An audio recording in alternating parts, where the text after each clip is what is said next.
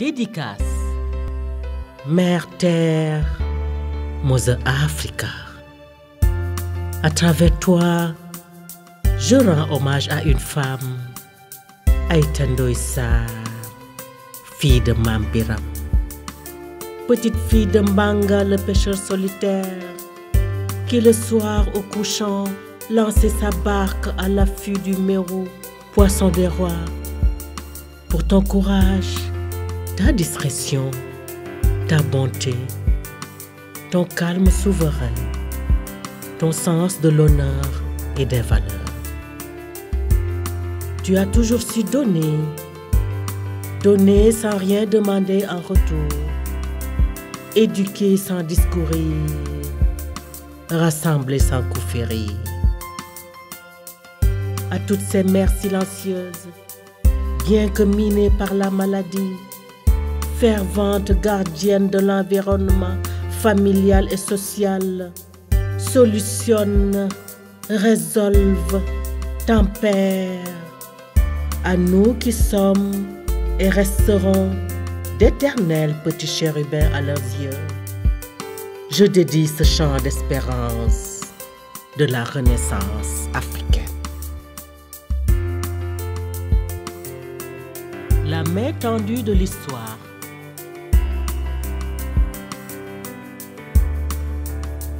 La main tendue de l'histoire. La main tendue de l'histoire traverse le désert du Kalahari vers les massifs de l'Himalaya. Sur sa pirogue, elle arpente le fleuve Niger en partance vers les îles Fidji. La marche de l'histoire sur son coursier s'est recueillie un instant sur le bord du Taj Mahal. L'aigle des neiges l'accompagne dans sa randonnée nocturne. Il a survolé l'Asie, le mont Everest, franchi la cordillère des Andes pour se poser sur les mamelles. La marche de l'histoire, rouleau incompressible, nous assaille de toutes parts. Peuple d'Afrique, l'esclavage a saigné votre race, la colonisation a miné votre sang, l'indépendance vous a-t-elle libéré de vos chaînes? Je vous tends la main ce matin pour vous permettre de refaire l'histoire. Vous êtes le continent de la relève.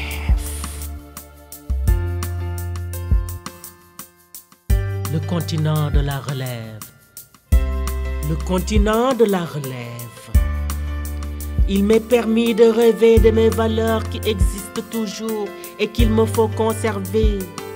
La solidarité entre l'oncle et la tante, le frère et la sœur. Il m'est permis de rêver que vieillard, mes enfants ne jetteront pas sur moi ce regard condescendant, embarrassé.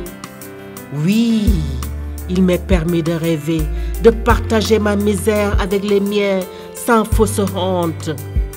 Malgré mes routes sinueuses, mes sentiers qui bifurquent ça et là, mes enfants assoiffés, affamés, aux yeux hagards, malgré mes guerres ethniques qui font de mon continent un brasier, ce désordre apparent, tsunami en latence qui déboulonne et balaie tout sur son passage. Oui, il m'est permis de rêver que le peuple africain dispersé à travers le monde, debout comme un seul homme, reviendra vers moi, terre d'Afrique. Je suis le continent de la relève. 4 siècles à rattraper. 4 siècles à rattraper. Enfant noir.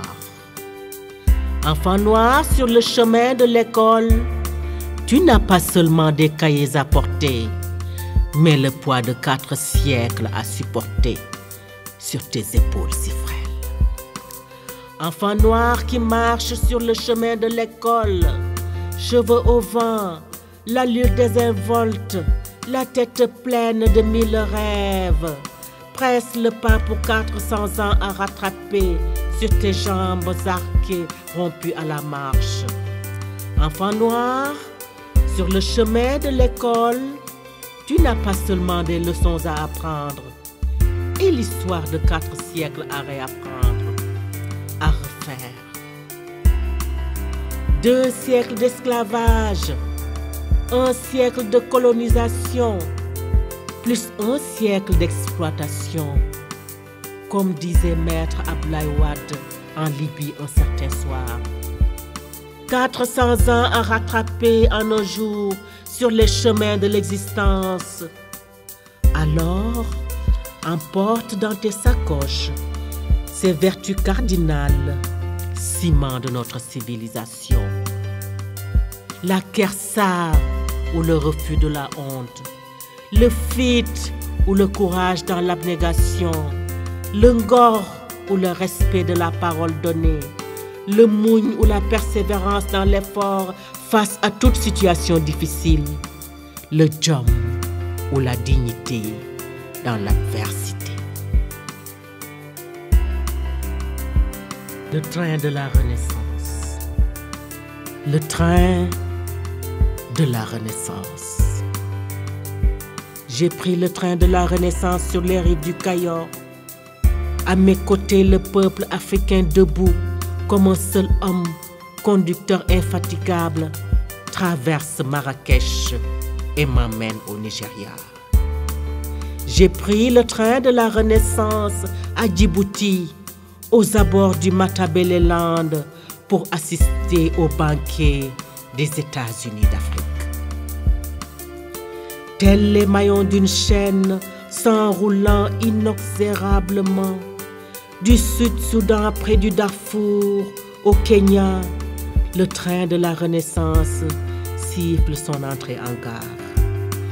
Du Burkina vers le Mali, en passant par Pretoria, le train majestueux nous entraîne et nous dit: la Renaissance africaine, plus qu'une alternative, une réalité à laquelle s'accrocher pour survivre.